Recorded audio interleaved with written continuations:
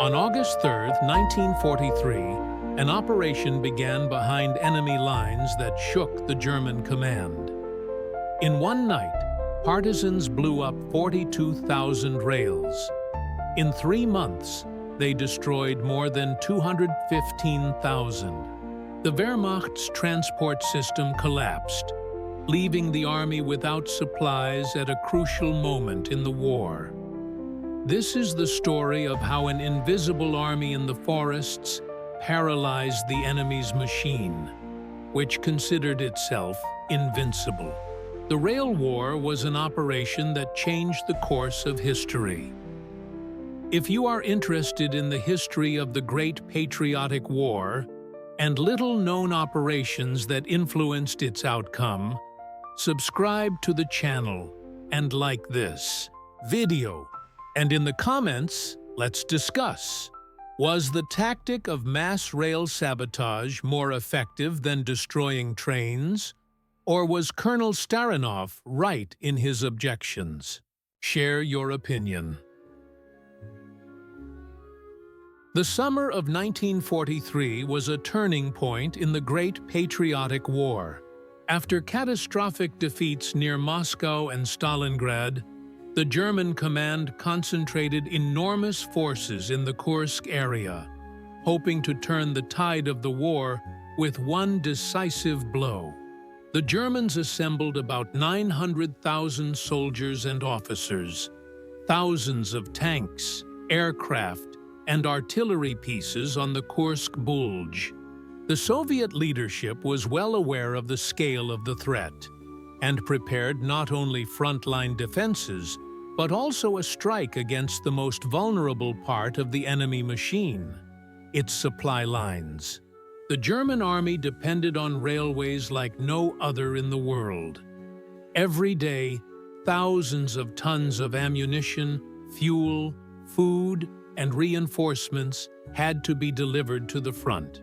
Without the smooth operation of rail transport, the entire power of the Wehrmacht would turn into a pile of useless metal.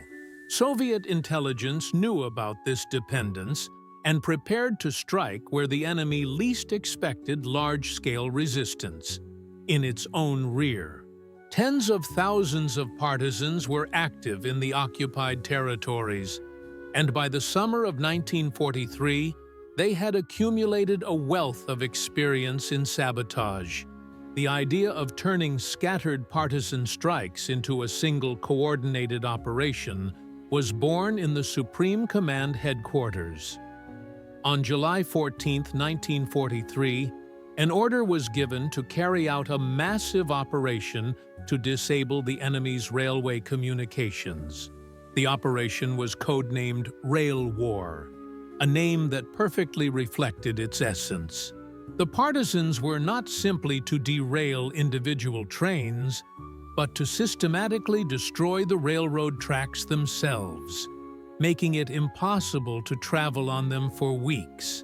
The central headquarters of the partisan movement involved 167 brigades and separate detachments in the operation.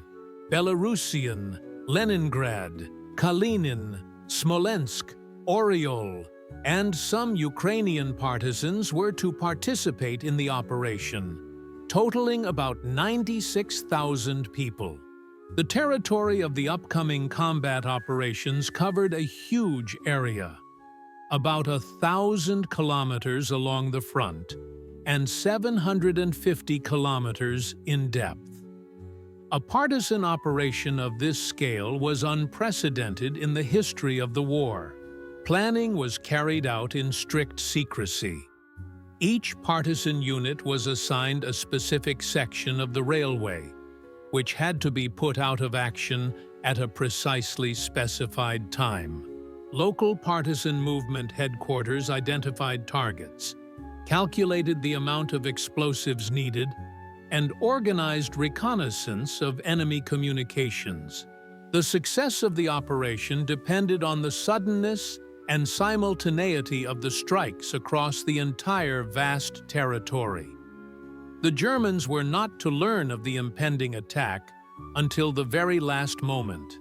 The partisans were faced with a task that seemed almost impossible. In a short period of time, they had to blow up tens of thousands of railroad tracks, paralyze traffic on the enemy's main transport arteries, and maintain this result for as long as possible. At the same time, the partisans had to operate under the constant threat of German punitive detachments, which guarded the railways and ruthlessly dealt with saboteurs. But the outcome of the Battle of Kursk largely depended on the success of this operation, and all participants understood this perfectly well. An invisible war began behind enemy lines, a war for every meter of railroad track, and this war proved to be no less important than the battles on the front lines. The central headquarters of the partisan movement at the Supreme Command Headquarters took on the coordination of the entire operation. It was a unique governing body created specifically to lead the partisan struggle in the occupied territories. The headquarters was headed by Panteleimon Kondratievich Ponomarenko, an experienced party and military leader. It was he who had to turn the scattered partisan detachments into a united force capable of delivering a crushing blow to enemy communications. The task was extremely difficult from an organizational point of view. The partisan detachments operated on several fronts, in different climatic and geographical conditions, often without constant communication with the center.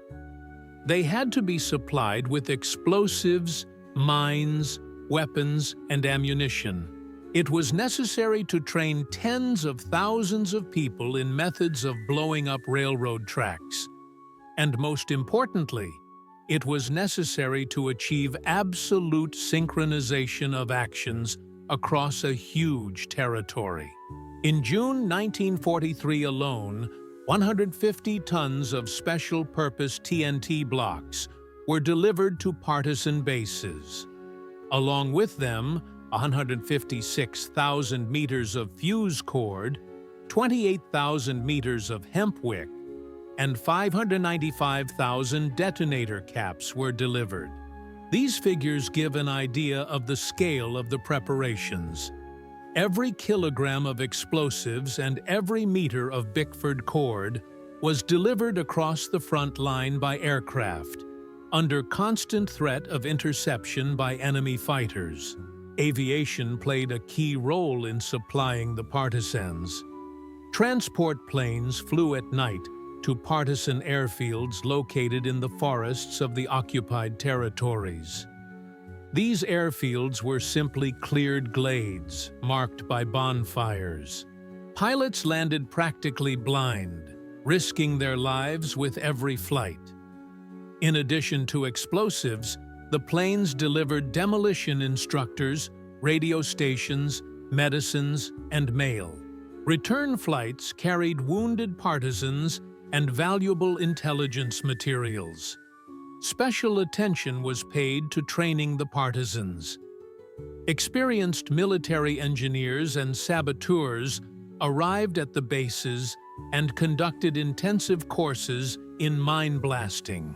The partisans were taught how to correctly place charges under the rails, calculate the required amount of explosives, and install various types of detonators.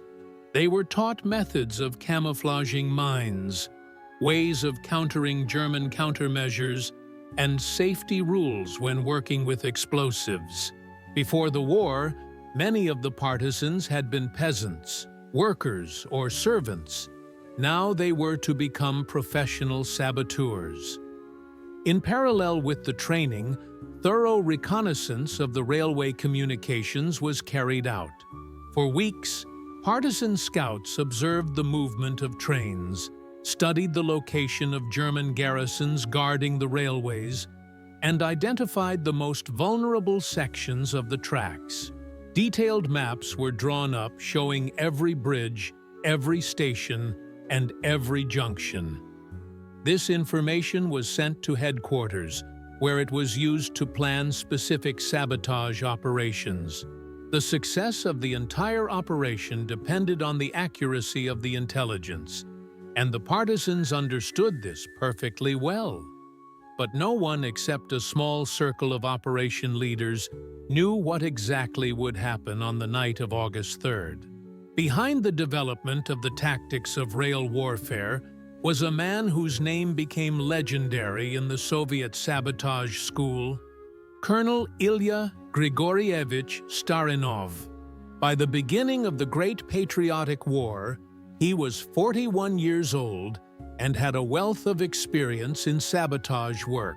Starinov had participated in the Civil War and fought in Spain, where he led the Republicans' sabotage operations against the Francoists. It was he who developed many of the methods of mine and sabotage warfare that were later used throughout the world. Starinov was convinced that sabotage on the railways was the most effective way to paralyze the enemy army's supply lines. He developed a whole system for blowing up trains, created new types of mines and explosive devices, and wrote manuals on sabotage. His methods were simple, reliable, and highly effective. Starinov taught that a good saboteur must act quickly, quietly, and with certainty. Every mine must detonate. Every explosion must cause maximum damage to the enemy. The colonel paid particular attention to the psychological impact of sabotage. A blown-up train not only destroyed the enemy's equipment and manpower, but also sowed panic among the German troops. Soldiers traveling through occupied territory were constantly in a state of fear. Every stretch of the road could be their last. This undermined the morale of the Wehrmacht no less effectively than artillery fire on the front lines. Starinov understood that war was not only a battle between armies, but also a confrontation of wills and nerves. When planning for Operation Rail War began, Starinov proposed his concept. He insisted that the main focus should not be on blowing up the rails themselves, but on destroying trains, bridges, and locomotives. According to his calculations, the Germans had sufficient reserves of rail material and could quickly repair damaged sections of track. However, their fleet of locomotives and carriages was limited, and each destroyed train caused irreparable damage to the enemy's transport system. However, the leadership of the central headquarters of the partisan movement made a different decision. It was believed that the Germans had a shortage of rails and that the mass destruction of tracks would paralyze their rail communications. In addition, blowing up rails was technically easier and safer for the partisans than organizing train crashes. One demolition expert could destroy dozens of meters of track in one night, working in relative safety. Blowing up a train required more complex preparation, precise timing, and great risk. Starinov did not agree with this decision, but an order is an order. He continued to insist on his point of view, prepared analytical notes, and proved his case with calculations. The colonel knew that the effectiveness of sabotage was measured not by the number of blown-up rails, but by the actual damage inflicted on the enemy. But time showed that both strategies had a right to exist. The only question was which one would prove more effective in the conditions of the summer of 1943. And the answer to this question was to be provided by Operation Rail War itself. Preparing for the operation required a tremendous effort from all forces. Partisan units scattered across a vast territory had to be supplied with explosives, trained in mine laying and demolition, and their actions had to be coordinated. All this was done in strict secrecy. The slightest leak of information could have ruined the entire operation. The Germans had an extensive network of agents in the occupied territories and dealt harshly with the partisans and their helpers. Supplies were delivered to the partisans mainly by air. Li-2 and U-2 transport planes made night flights to partisan airfields located deep in the forests. These airfields were carefully camouflaged glades where the partisans set up simple light beacons, ordinary bonfires arranged in a specific order. The pilots used these bonfires for navigation, landing almost blindly, without radio navigation, under the constant threat of detection by German night fighters. Every kilogram of explosives was worth its weight in gold. The explosive blocks were packed into special containers, which were dropped by parachute into precisely designated locations. The partisans organized the reception of the cargo, quickly evacuated it from the drop site, and carefully covered their tracks. Sometimes the drops were unsuccessful. The containers fell in the wrong place. The parachutes failed to open. The cargo was destroyed or fell into German hands. But overall, the supply system worked quite effectively. At the same time, demolition instructors were sent to the partisan bases. These were experienced military engineers who had undergone special training. They conducted intensive training courses for the partisans, and the training was as practical as possible. The partisans did not learn from textbooks, but on real sections of railway track, with real explosives. Each fighter had to be able to independently place a charge under the rail, correctly calculate the amount of explosives, set the detonator, and camouflage the mine's location. They were taught various methods of blowing up rails. The classic method involved placing a charge under the base of the rail so that the explosion would break the rail or knock it out of the sleepers. More sophisticated methods were also used, such as setting delayed action mines that exploded several hours or days after installation. Non-removable mines were used, which would detonate if anyone tried to defuse them. The partisans mastered the art of mine warfare in all its forms. Particular attention was paid to safety. Working with explosives required extreme caution and strict adherence to instructions. The slightest mistake could cost the life of not only the saboteur himself, but also his comrades. Instructors taught them how to properly handle detonators, Bickford fuses, and various types of detonators. The partisans had to know the properties of explosives, be able to determine their quality, and understand the specifics of their use in various conditions. By the beginning of August 1943, the partisan detachments were ready to strike. All that remained was to wait for the order, and this huge machine was to be set in motion simultaneously across hundreds of thousands of square kilometers. The night of August 2–3, 1943, became a turning point in the history of the partisan struggle. Across the entire front line, from Leningrad to Ukraine, thousands of partisans simultaneously began to carry out their combat mission. Operation Rail War began exactly on schedule, despite all the difficulties of coordinating actions across such a vast territory. It was a symphony of destruction, performed by tens of thousands of participants across hundreds of thousands of square kilometers.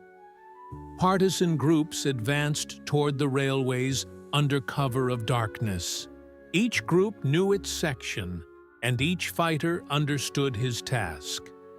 The saboteurs carried explosives prepared in advance, Tolovi Shakshi, detonators, and Bickford cord.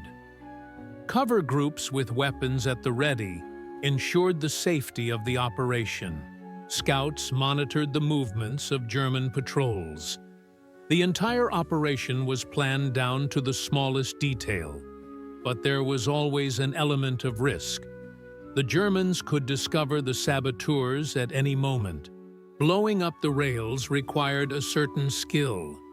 The charge was placed under the base of the rail, in a specially dug hole. The amount of explosives was calculated to guarantee that the rail would be broken or knocked out of the sleepers. The detonator was set so as to give the saboteur time to move to a safe distance. The location of the charge was carefully camouflaged, covered with earth and tamped down so that German patrols would not notice any signs of sabotage until the moment of explosion. During the first night of the operation, 42,000 rails were blown up. This was a staggering figure that exceeded all expectations.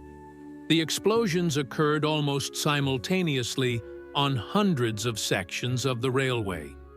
The German garrisons were caught off guard.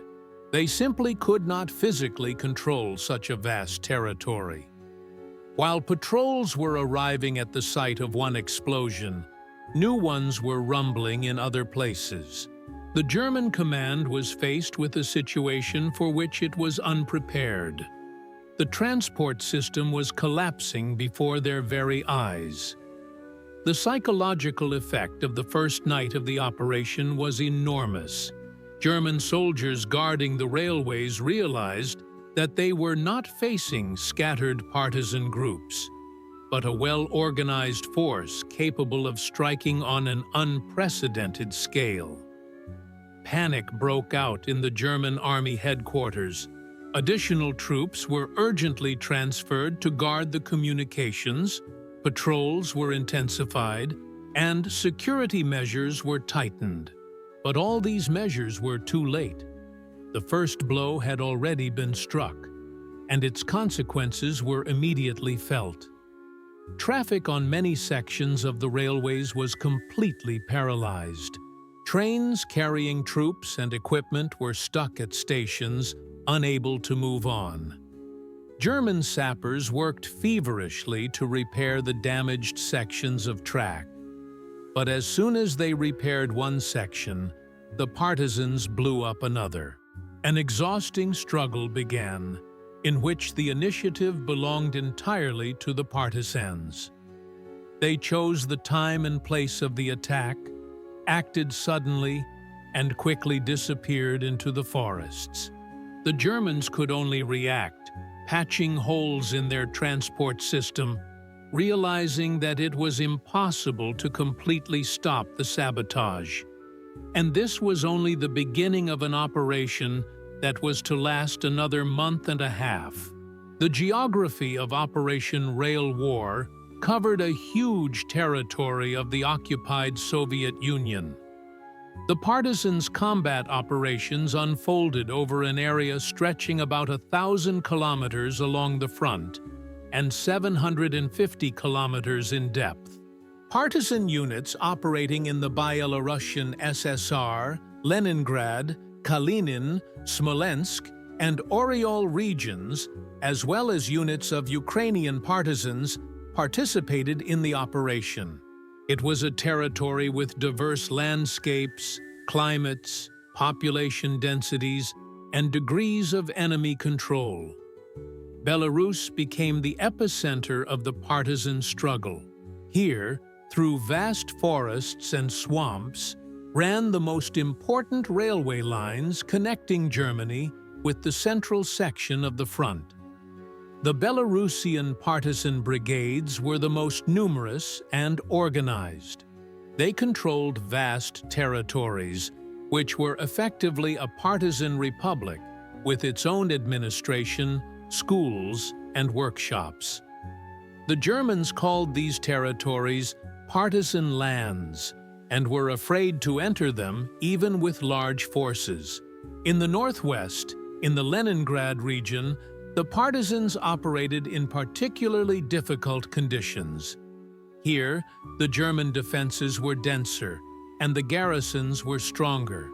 The blockade of Leningrad required the enemy to maintain constant control over communications, and the Germans allocated significant forces to guard the railways.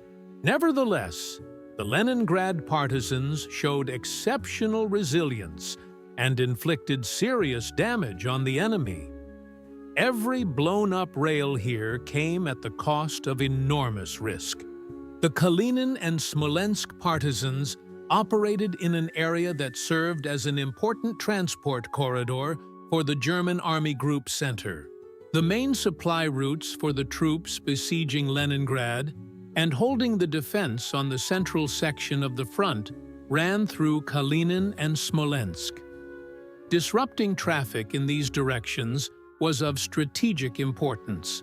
The partisan detachments here were well organized, had connections with the mainland, and regularly received reinforcements and supplies. In the Oriol region, partisans struck at the communications that supplied German troops on the Kursk Bulge. It was here that the rail war had the greatest impact. Every day of delay in the delivery of ammunition and reinforcements to the front weakened the German forces. The Oriol partisans conducted a dress rehearsal for the operation on July 22nd, when they organized a massive demolition of railroad tracks. This experience was taken into account when planning the overall operation. Ukrainian partisans operated on the southern flank of the operation. Here, the conditions for partisan warfare were more difficult than in the Belarusian forests. The steppe terrain did not offer the same opportunities for camouflage. Nevertheless, Ukrainian units contributed to the common cause by striking at railways leading to the south and southwest. A total of about 100,000 partisans took part in the operation, and they received considerable support from the local population. Peasants helped the partisans with food, hid them from German raids, and passed on intelligence information. Without this support, an operation of this scale would have been impossible. But what methods did the partisans use to achieve maximum effect? The methods used by the partisans to blow up the rails were varied and constantly improving. The simplest method was to place an explosive charge under the base of the rail. Toluene blocks weighing from 400 grams to 2 kilograms were used, depending on the type of rail and the desired effect.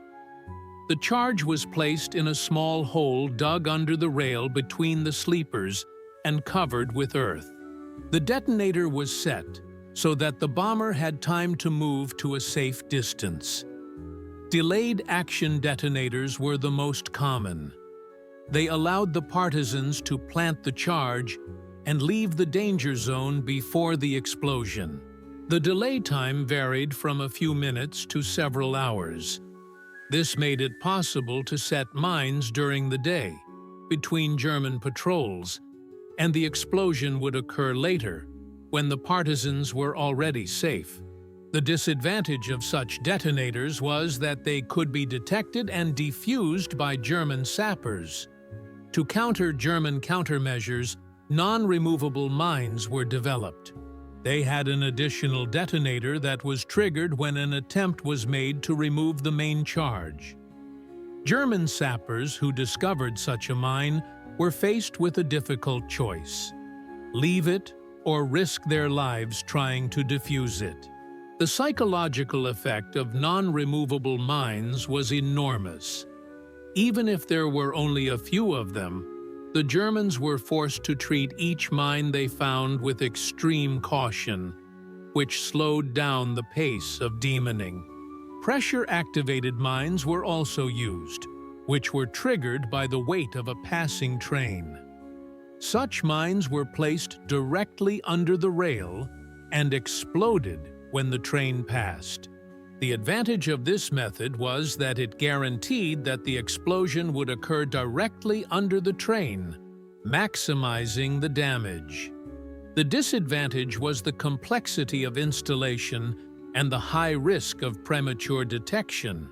The Germans used control trains, empty trains that were sent ahead of the main traffic to check the track.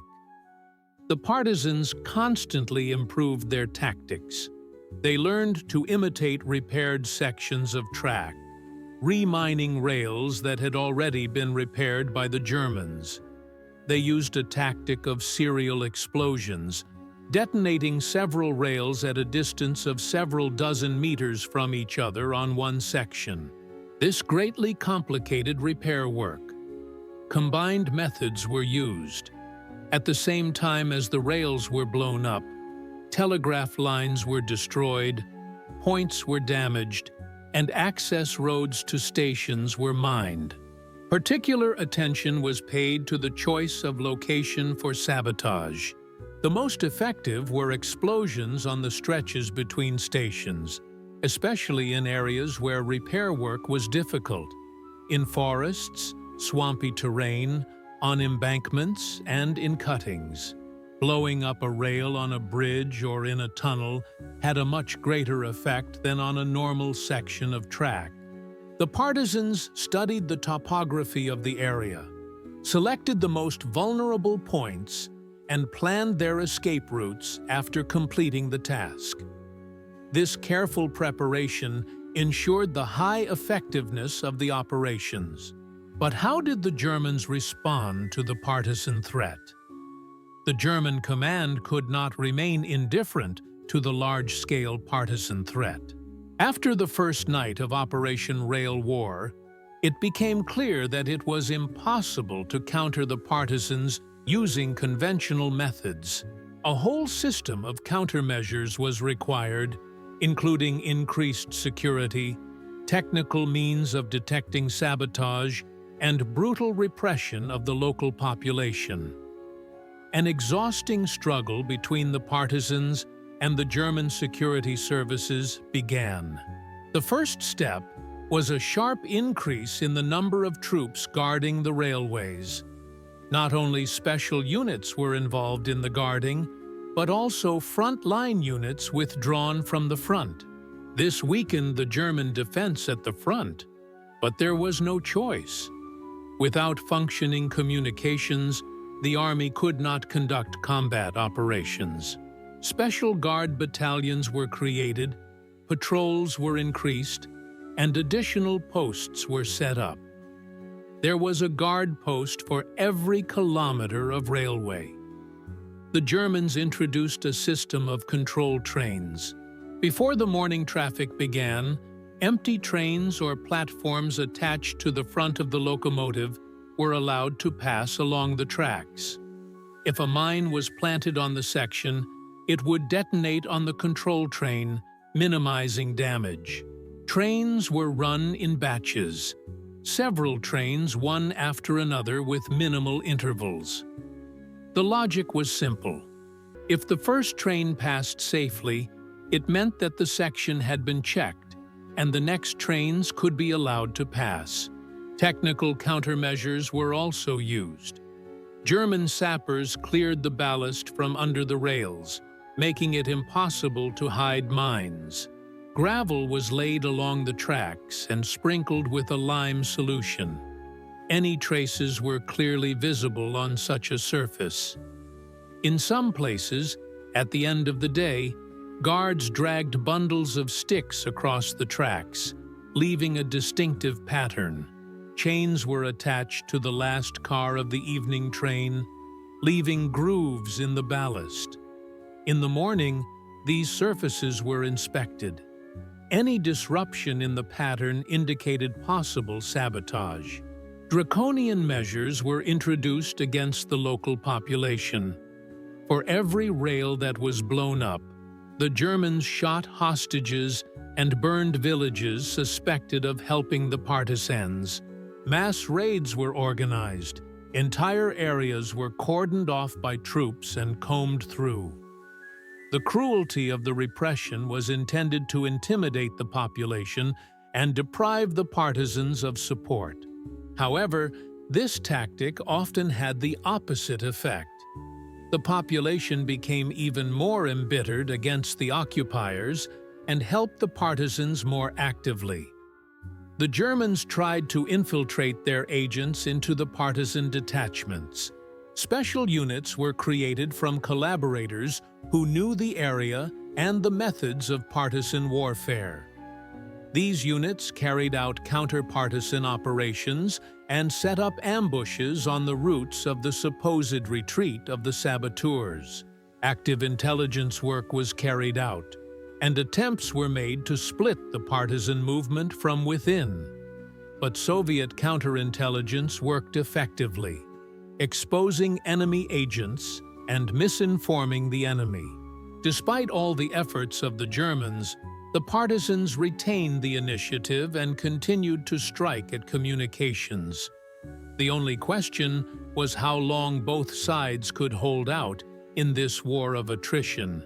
By mid-September 1943, the first stage of Operation Rail War was coming to an end. The operation lasted 45 days, from August 3 to September 15th. During this time, the partisans carried out thousands of sabotage operations, paralyzing traffic on the enemy's most important communications lines. The results exceeded even the most optimistic predictions of the Soviet command. The scale of the destruction forced the Germans to transfer significant forces from the front to guard the rear. The statistics of the operation were impressive. In 45 days, about 100,000 rails were blown up on various sections of the railways. This meant that thousands of kilometers of track were put out of action. Each blown-up rail had to be replaced, and the Germans lacked both the materials and the manpower for such large-scale restoration work. Train traffic slowed down several times over, and huge traffic jams formed from trains stuck at stations. The operation proved particularly effective in Belarus. Belarusian partisans blew up more than 50,000 rails, effectively paralyzing rail traffic in the Republic for weeks. The Germans were forced to transfer additional security units to Belarus, removing them from other sections of the front. Every soldier sent to guard the railways was lost to combat operations on the front lines. This weakened the German defense at the very moment when the Red Army was going on the offensive. The Ural partisans made a huge contribution to the victory at Kursk. The disruption of supplies to German troops in the Ural direction played an important role in the success of the Soviet offensive. German units experienced an acute shortage of ammunition and fuel at the critical moment of the battle. The Wehrmacht's tank divisions, bogged down in battle, did not receive the necessary reinforcements. This gave the Red Army a decisive advantage in key battles. Kalinin and Smolensk partisans struck at the communications of Army Group Center. The German command planned to use these routes to transfer reserves to the Kursk Bulge, but partisan sabotage thwarted these plans. Trains carrying troops and equipment got stuck at stations, wasting precious time. By the time they reached the front, the situation had already changed, and their strike lost its effectiveness. The psychological impact of the operation on German troops was enormous. Wehrmacht soldiers realized that even far behind the front lines, they were not safe. The partisan threat had turned from an abstract danger into a real everyday problem. The morale of the German troops was falling. Officers complained in their reports about the inability to ensure the security of rear communications. Disputes began in the German command about the correctness of the strategy on the Eastern Front. The success of the first stage of the operation prompted the Soviet command to continue the rail war. Already in early September, planning began for a second major operation, codenamed Concert. This name was not accidental. The operation was to be even more large-scale and coordinated than the previous one. If rail war was a powerful blow, then Concert was planned as the systematic destruction of enemy communications over a long period of time. Planning for Concert began on September 9, 1943, when the central headquarters of the partisan movement sent a directive to regional headquarters to prepare for a new operation. This time, the geography of the operation was expanded. Not only the units that participated in the rail war were involved in the operation, but also additional partisan formations. The total number of participants was to exceed 120,000 people. The objectives of the new operation were formulated more specifically, taking into account the experience of the first stage. The partisans were to not only blow up the rails, but also systematically disable entire sections of the railway, making it impossible to repair them quickly. Particular attention was paid to destroying turnouts, demolishing bridges, and disabling station equipment. The task became more complicated. Now it was necessary not only to strike, but also to consolidate the results. Supplies to the partisans by the start of Concert were organized on an even larger scale. In September, more than 200 tons of explosives were delivered to partisan bases. Demolition techniques were improved.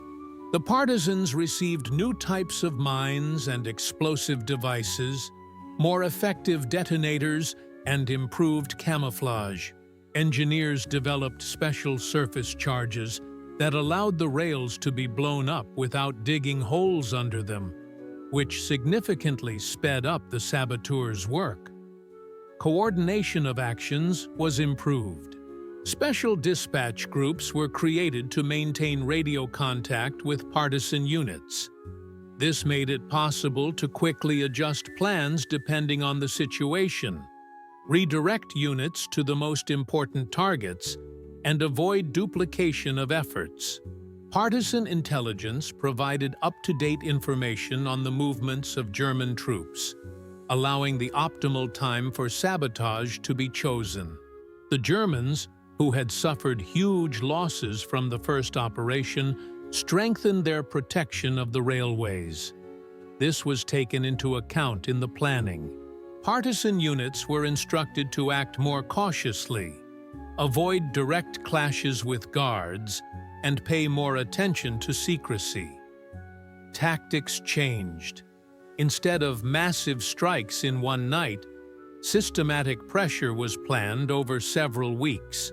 Operation Concert began on September 19, 1943, and continued until the end of October. Unlike the rail war, where the main strike took place on the first night, Concert was spread out over time. The partisans carried out systematic attacks, giving the Germans no respite and constantly disrupting the transport system. It was a war of attrition, where the winner was the one who could withstand the pressure the longest. The first week of the operation proved its effectiveness. In 7 days, from September 19 to 25, about 19,000 rails were blown up. It was a powerful blow, comparable to the first night of the rail war. But unlike the August operation, the attacks did not stop. Every night, explosions rocked dozens of sections. German repair crews worked around the clock, but as soon as they finished repairing one section, another would be damaged. The geography of the Concert was broader than that of the previous operation. Ukrainian partisans, who had played a secondary role in August, were now actively involved.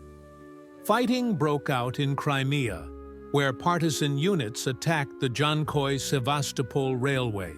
This road was of strategic importance for supplying the German forces in Crimea, and its paralysis seriously complicated the situation of the Wehrmacht on the peninsula. Belarusian partisans in the concert operated on an even larger scale than in August. They did not limit themselves to blowing up rails, but destroyed entire stations and water towers, without which locomotives could not refuel with water. They blew up turnouts, the destruction of which put entire sections of the network out of action for a long time. The Germans could not keep up with rebuilding the infrastructure. The pace of destruction exceeded the pace of restoration. Leningrad partisans carried out a series of daring operations on the communications lines, supplying the German troops blocking Leningrad. Every day of delay in the delivery of food and ammunition weakened the besieging forces. Partisan sabotage contributed to the failure of German plans to capture the city. The people of Leningrad, learning of the exploits of the partisans, received moral support. They understood that they were not alone in their struggle. Kalinin and Smolensk detachments focused on destroying bridges. A bridge is the weak point of any railway. Its destruction paralyzes traffic on a large section of the track, and restoration requires weeks of work. During Operation Concert, the partisans blew up dozens of bridges, creating insurmountable obstacles for German trains. Some sections of the roads were blocked for months. As Operation Concert developed, its scale continued to expand. By the end of September, more than 120,000 partisans were participating in the operation. It was a real army, operating behind enemy lines with a unified plan and a single goal. Coordinating such a large number of people across a vast territory was a daunting task, but the Soviet command handled it brilliantly. The partisan movement became a powerful factor of strategic importance. The intensity of the sabotage did not diminish. Every day, hundreds of railroad tracks, dozens of bridges, and many other pieces of railroad infrastructure were blown up. The German transport system was operating under enormous strain, constantly teetering on the brink of collapse. Every train that reached the front was a small victory for the German command. Every train that got stuck was a victory for the partisans. The Germans made desperate attempts to turn the situation around. The number of troops assigned to guard communications reached 300,000. These were enormous forces, diverted from combat operations at the front. In fact, an entire army was engaged in guarding the rear instead of participating in battles. This gave the Red Army a significant advantage in manpower at the front. Large punitive operations were carried out against the partisans. The Germans threw entire divisions against the partisan areas, surrounded the forests, and combed the area. These operations were accompanied by mass repression against the civilian population. Villages were burned, crops were destroyed, and hostages were shot. The occupiers hoped to break the resistance through terror. But the effect was the opposite. Cruelty bred hatred, and hatred fueled resistance. The partisans demonstrated the utmost fortitude and ingenuity. Despite losses and constant danger, they continued to carry out their combat missions. New methods of bypassing German guards were developed. False targets were created to distract the enemy. Psychological tactics were used. Rumors were spread about planned attacks in certain areas, forcing the Germans to concentrate their guards there, while the attack was carried out in a completely different place. By the end of October, it was clear that concert had surpassed rail war in terms of results. The total number of blown-up rails reached enormous figures. The German transport system in the occupied areas had virtually ceased to function normally. Trains were running with multiple delays, and the capacity of the roads dropped several times over. This had strategic consequences for the entire course of the war on the Eastern Front. There were disputes among the leaders of the partisan movement and military experts about the tactics of the rail war.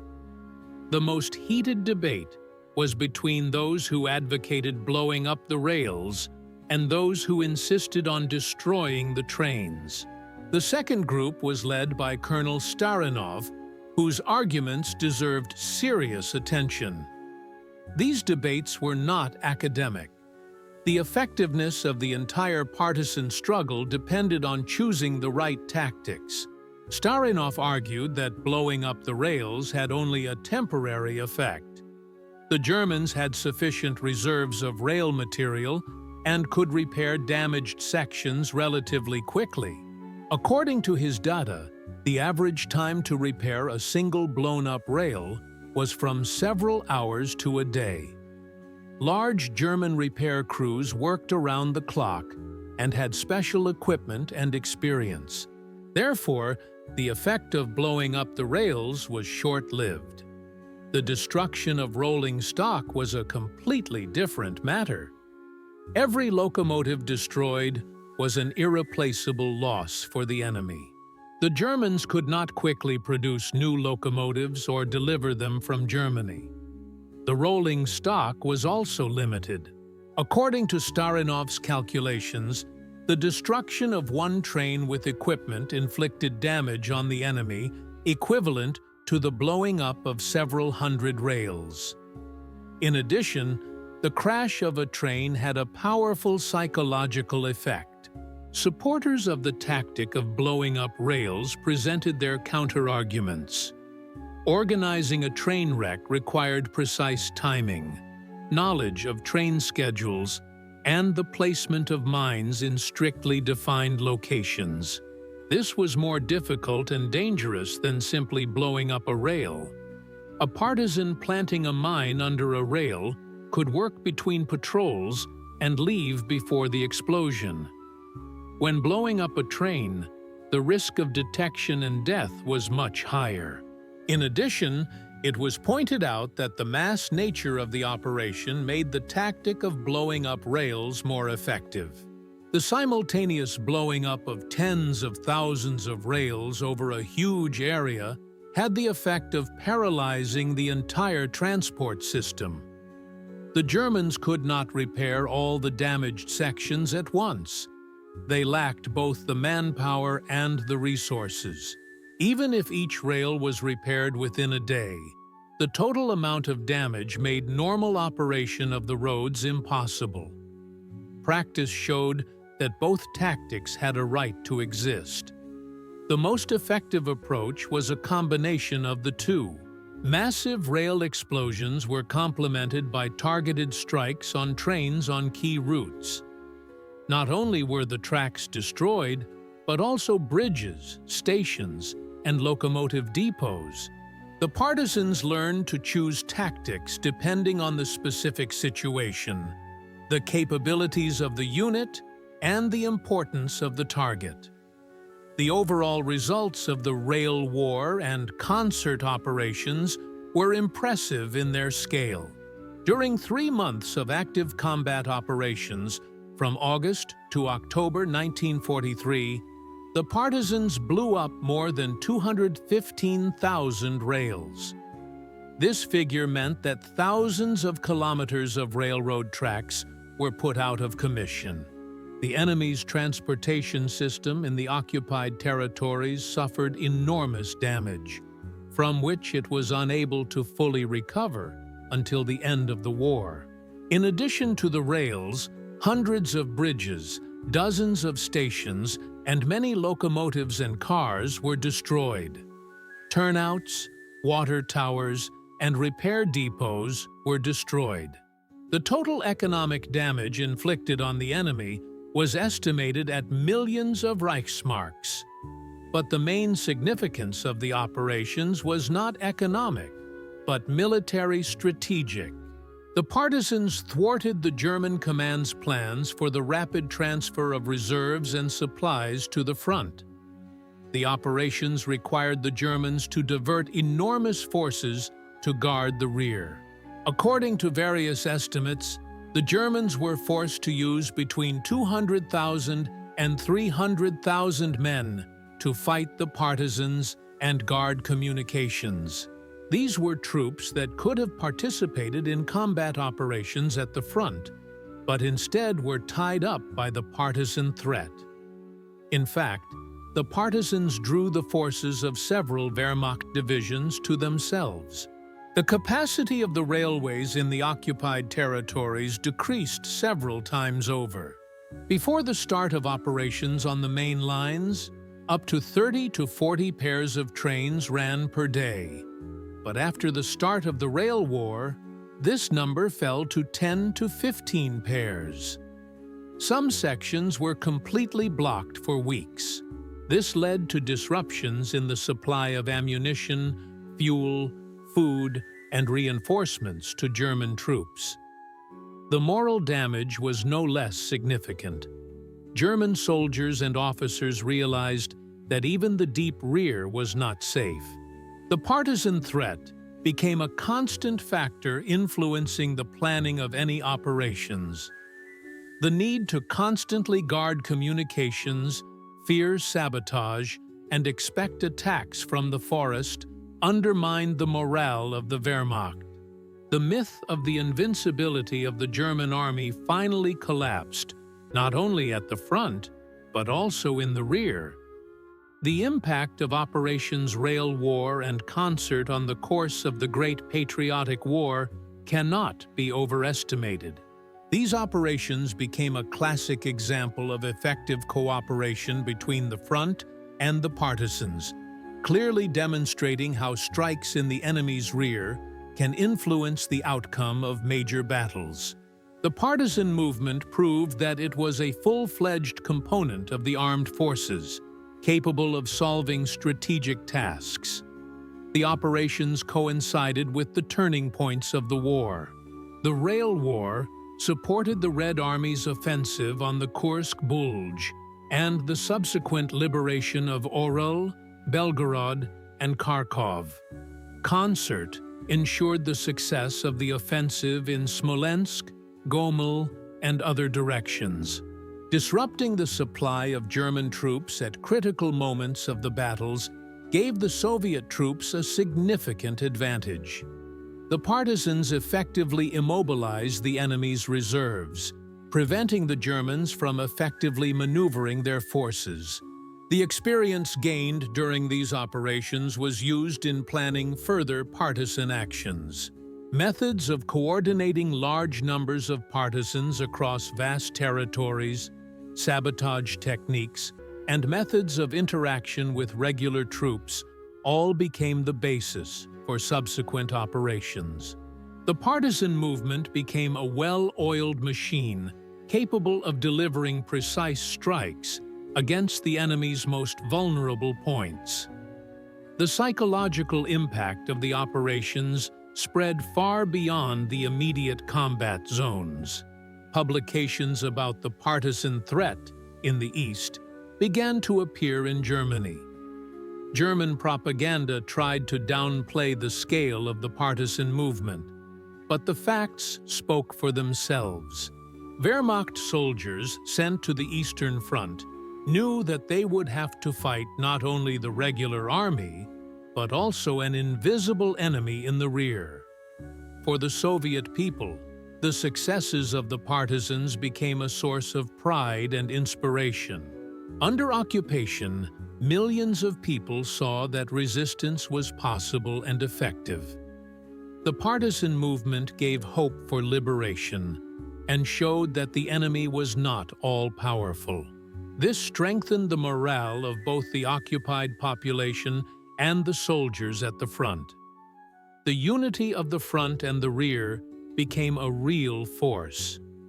The Rail War went down in history as an outstanding example of partisan warfare.